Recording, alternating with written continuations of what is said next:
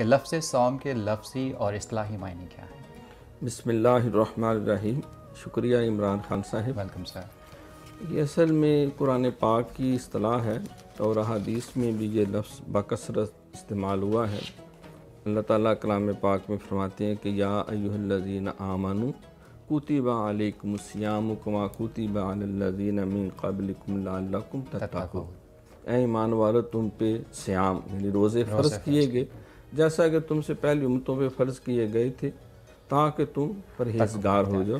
اور حضور علیہ الصلوۃ والسلام کی بھی حدیث من صام ایمان و احتساب غفر لہ ما تقدم من ذنبہ، جس نے ایمان و احتساب کے ساتھ صوم یعنی روزہ رکھا تو اس کے پچھلے گناہ اللہ کی معاف فرما دیتا ہے۔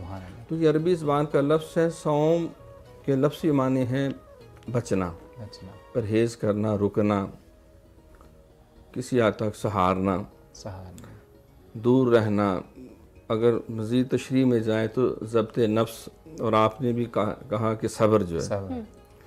لیکن شریعت کی اصطلاح میں صوم یہ ایک بہترین عبادت ہے، اور اسلام کے جو 5 بنیادی ارکان ہیں، کلمہ طیبہ، روزہ، حج، زکوٰۃ کے ساتھ ہی روزہ جو ہے یہ بھی اس میں شامل، کیونکہ سرکار کا فرمان ہے کہ بنی الاسلام علی خمس، اسلام کی بنیاد 5 چیزوں پہ رکھی گئی ہے، تو اس میں روزہ جو ہے یہ بھی بنیادی رکن ہے۔